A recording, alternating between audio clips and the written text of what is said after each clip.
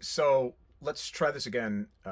This time without the like air conditioning drowning everything out, and uh, and the potato microphone and the potato camera and just in general the tuberousness of that previous video.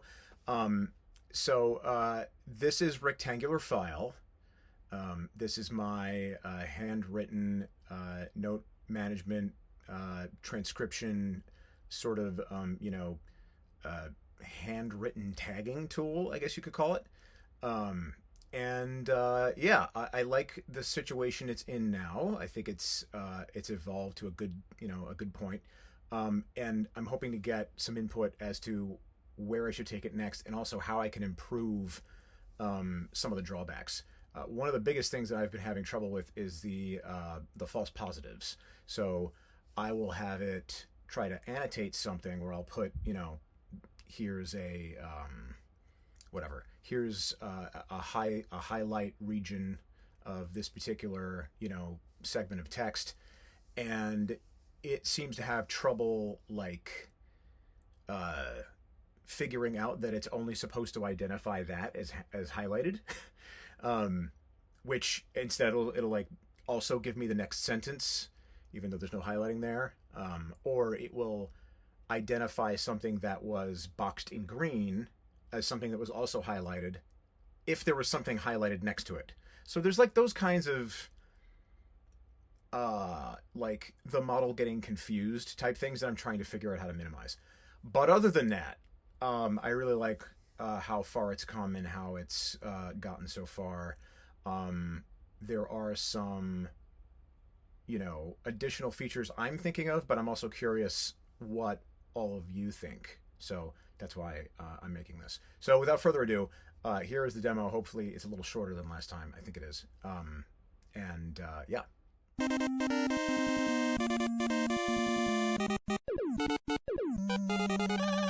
Okay.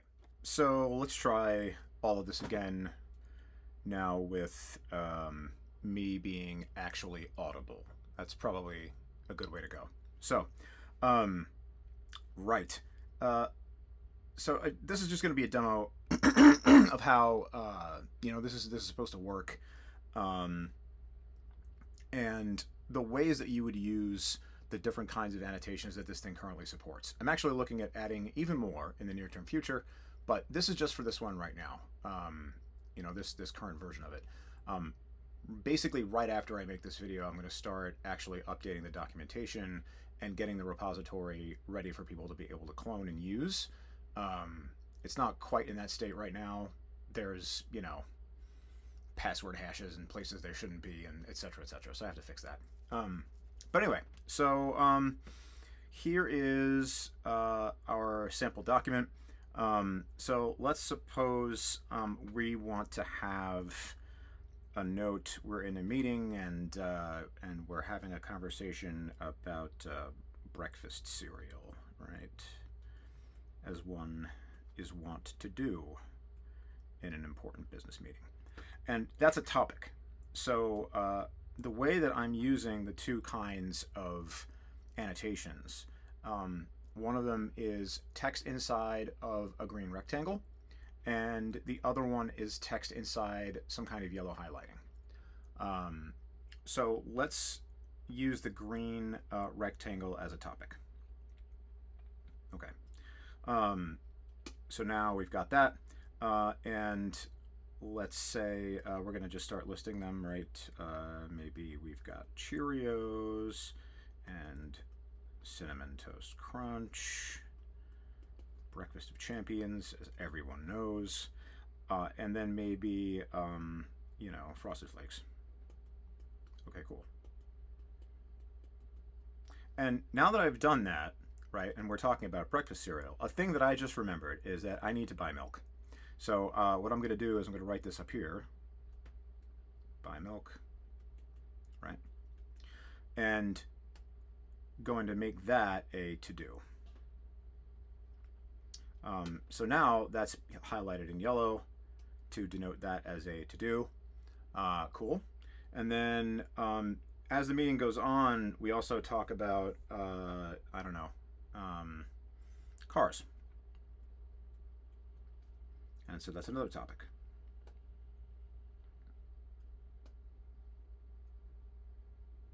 Okay, and now we will start listing the kinds of cars that I know everyone who is watching this video owns, because everyone who watches this video is obviously both very wealthy and very good looking. So, and we'll have to put, of course, the absolute goat in there. Makes perfect sense. Okay. And now that I've done that, I've remembered, oh crap, I need to get my brakes done, right? So,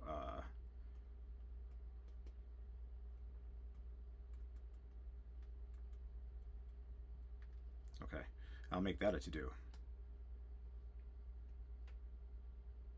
Okay.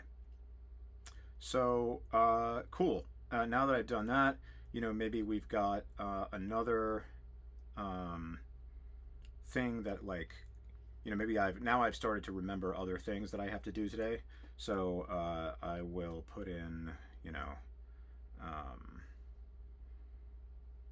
call dad, for example, right? Or let's see.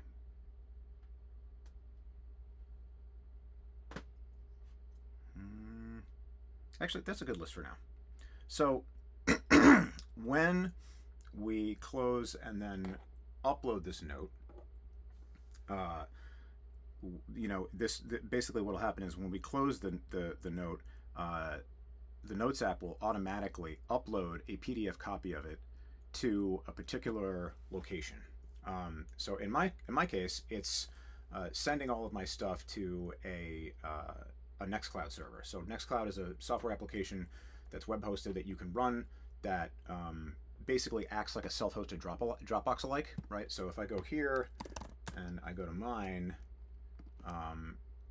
you know, you can see that, right? And here's some places where things have been uploaded. Data's been uploaded to these folders, right? And these are all recent uploads because my Notes app has been staying busy uploading all that stuff to a particular folder. The particular folder in this case is called Onyx. So if we look at this is not something you can control.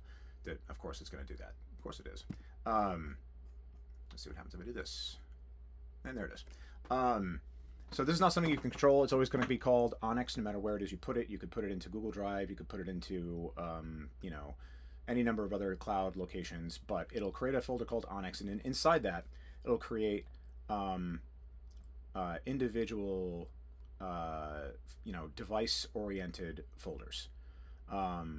So that's important to remember when you are using rectangular file with a Boox device or a set of Boox devices. So it's always going to behave in the same way. Again, this upload process is being done by the Boox devices, not by rectangular file. Rectangular file is just pulling data from these folders, which is something that you tell it where you're going to put the data when you set up the software. When you set up a rectangular file. So if we go in here, we can just look in the command line at this stuff, right? So here is the application itself. It's in this folder inside a particular directory on this Linux server that I have running a NVIDIA 5060 Ti 16 gig graphics card. That is the card that is being used to run rectangular file. If we look here,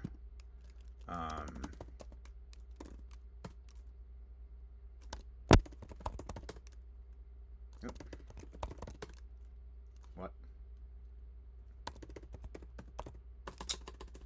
Fat fingering it. What? Okay. See, this is the thing that happened. Oh, I'm not on the machine. Duh. Hello. Yeah. Right. So now I can do this. Okay. So what this does is this shows you, um, what is happening on this machine with respect to the activity of the graphics card. Again, this is not part of my software. This is just a demo to you guys what's happening. Um, so here's all of the stuff that makes up this application. And then if we go back over to the device, okay, so here's all the stuff that we wrote. So now we're going to go ahead and save it by exiting this file. Okay, so basically as soon as you do that, as soon as you exit, it will go ahead and try to upload the document to whatever your target is. So in this case, if you go to here, this is where I set up the integration for Nextcloud. It's with WebDAV. This is one of the many kinds of servers that you can use to upload stuff to a cloud service. So this is a long list of stuff that you can put things into. You can synchronize stuff into OneDrive, OneNote, Google Drive, Dropbox, etc. And then WebDAV is one of the ones that you can host yourself, which is the reason why we picked it. Okay. So there's all our stuff. So why don't we look at what is going on the rectangular file side of things. So it's already processing that. Let's look at here. So here's the activity, right, on the graphics card. So as soon as it uploaded, it started doing things, for the application. So you can see there's a few peaks here. There is one peak for the original transcription. So it transcribes the entire page, right? And then the second thing it does is it looks for annotations. So that's this other peak here. This is a CPU activity, or GPU activity, I should say. And so here you can see, okay, it did the annotation, and then it did the second page, if there is a second page, which I'm not entirely sure what happened there. Or actually, this might be the two things. This might be the transcription and then the annotation discovery. That would explain why it didn't all the way turn off. Okay, like it did here. Yes, I'll be fine. Okay, so right. So now if we just reload this, we can look at what happened. So it did get everything, right? So here's all the stuff that we wrote: breakfast cereal, Cheerios, Cinnamon Toast Crunch, Fudge Flakes, cars, Ferrari, Lamborghini, Ford Escort, buy milk, get brakes done, call dad, right? So it figured all this out. Okay, cool. So now if we go to view annotations, it did find breakfast cereal and cars were two topics, right? So it just calls them green box. You can use these however you want, and then buy milk, get brakes done, and call dad were all yellow highlights. So this worked really well.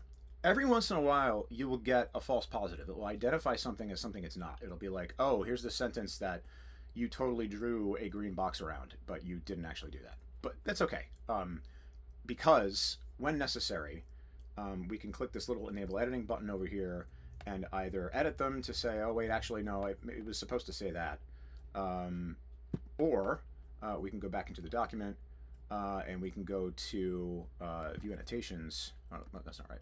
We can go to the annotations tab here, right? And then all of the things that we have recently gotten from a document, all the annotations that it's found, can be deleted if you want to, right? If they're duplicates or if, whatever weird thing happened, we can get rid of those. So this can be really powerful, right? Because now it will give you a list of everything it found in every document, and you can do something like, hey, just show me the yellow highlights, right?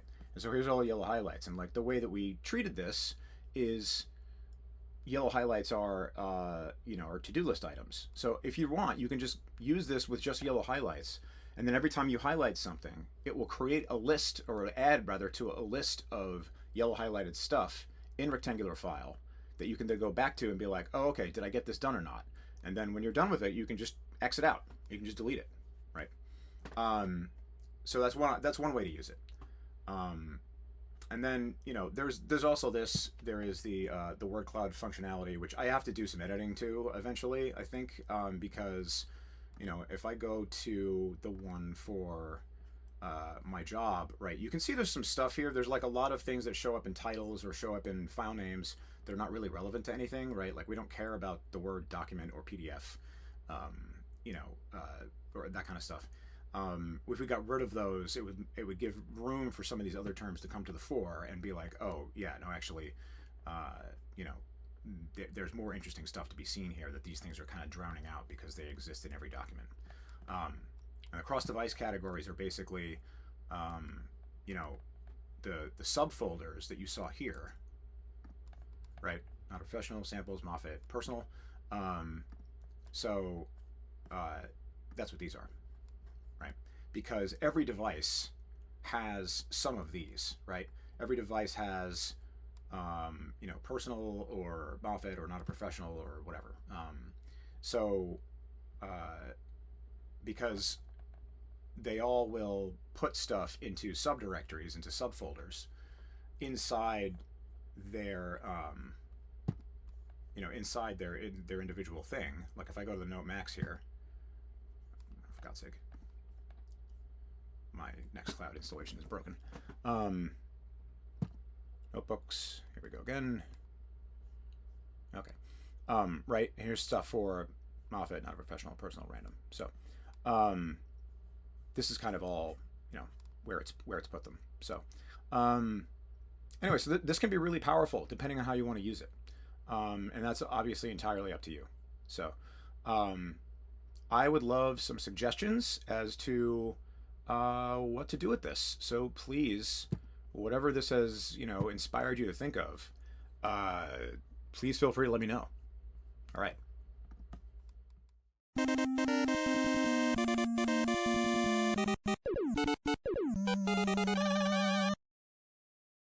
Is one other thing I wanted to add, which is an overview of what's in the source code here, because I think that could be helpful for folks to understand. So let's get rid of the templates directory. Really what I want to do is look at the model stuff, which is all in here. Yeah. So this is just going to keep torturing me. I don't know how to get it to stop. Yes, I already tried updating the developer tools. It didn't help. So here is a view of what's in the processor, which is the thing that's actually, you know, going through all of your handwriting. So just to make sure everybody understands what's happening here, this thing is the part of the application that actually talks to the graphics card and asks it to do things. So here is, you know, where it just initializes the GPU and does a bunch of things related to that, and then it does check to make sure that the table for annotations is in the database that we build, and then okay, so all that's fine. We do some image resizing if we have to, and then you know, so we load this model, which is Qwen 2.5 VL 7B, so 7 billion parameters, instruct, quantized, in int 8. Mostly what that means is just that you guarantee that the model is going to fit roughly inside of 7 to 8 gigabytes of video card VRAM. And while still having like a fair amount of ability to understand what it is you're asking it to do, right? So so that all works fine, and then we start processing the document, and then it goes and tries to get transcription. So when it gets transcription, that's a separate function that we call out to. So here's the transcription thing. This is very simple. You know, this prompt is something very short, like just, you know, transcribe the handwritten text in this image as exactly as possible, and that's all you're asking it to do, and so it does that, and you know, gives you a preview of it inside the debug output, which normally you never see, and then it goes looking for annotations. So there's two little separate things for annotations. One of them is for the green box annotations, the other one is for the yellow highlight annotations. So we've got functions for each of those, and right, so here it is. Look for text as a green box drawn around it, right? So this is the prompt for the model ask the model to do something. So to be clear, we've got 3 runs of the model in this, or like 3 basically sessions that you're doing with the model per page. So the first one is the transcription. The second one is it looks for green boxes. Here's the instructions for doing the green box stuff. Look for text that's got a green box drawn around it. Here's the requirements. It must be green, must fully surround the text. Do not include, these random things that it sometimes decided it wanted to include for reasons that were not entirely clear. Prompt design is often mercurial, we'll say. But this is the set that I've gotten the best results out of. So there we go. And then here is the parsing the response. And then it'll say found X number of green box annotations inside the debug console again. So, and now when we go looking for yellow highlights, again, we say look for text inside a region of yellow highlighting. Highlight must be yellow colored, must be readable through the yellow highlight, do not include text without any highlighting, etc., right? And so it does that, and then it will go through the document, look for something inside a yellow highlighting, and return whatever it finds. So that's it. And all of that, every time it does that, it goes and it stores it in the database. The database code is honestly, just as big as anything else in the application. There's a lot in here. A lot of that is because we've got a lot of schema stuff, inside. Or actually, the schema stuff we moved. Even that is still, even without that, rather, it is still large, because there's all of these calls that you can make to the database, right? There's all these queries you can do. There's all like storing of stuff that you have to do, etc. All that gets put in here. So, and the schema manager itself is this, right? So here's where the schema is, but more or less stored. So there's a whole bunch of tables that get created to keep track of the annotations, to keep track of the transcriptions, etc. And yeah, so that's it. I think that is mostly all I wanted to talk about in here. There was a component, the file watcher is a thing that actually goes and looks and processes files when they come into the system. And HTML processor is sort of legacy left over from when I thought I was going to do text files. It's kind of still in there. I think it would probably still work, but yeah. So and then OCR queue manager is basically make sure that we only try to do one file at a time and do it in a reasonable way. So yeah, I think that's it.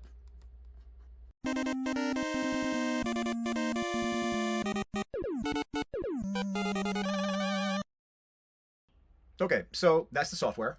Like I said, I'm pretty happy with how it's performed. Happily, on the demo video that we just did, there weren't any false positives. It didn't go on fire, which is always gratifying. However, I know it still can be susceptible to that kind of stuff. So there's like possibly other ways that we can, figure out how to do a better job with making the model work and to, kind of get everything working the way we want. But really curious what everybody thinks. One possibility I'm thinking about is adding another annotation type. So maybe pink highlighting. It might be easier for it to pick that out against a white background. I'm not sure. So there might be that possibility, or another color highlighting. I'm not really, settled on anything yet. So those are all possibilities. There's also a possibility of doing something like if there is a red box or square at the end of a sentence or some other kind of character, it can be like, oh, okay, I'm supposed to call that sentence out, or I'm supposed to call out that that line of text, right? So that might work. So yeah, there's a few possibilities here in terms of other things it can do. Something else I'd like it to try is maybe putting in a web dev client so that it can, take things that are supposed to be to-dos and then automatically push them to a to-do list server, right? And something running CalDAV, right? And then you write something in your notes, you call out stuff as to-dos, and then the software automatically takes the things that you took as to-dos and pushes them out to your to-do list, which would be amazing. in my opinion. So, those are the ideas. Those are the things I've come up with in the near term future, or rather, yeah, the near term future. So please, whatever else you got, let me know. And thanks for watching.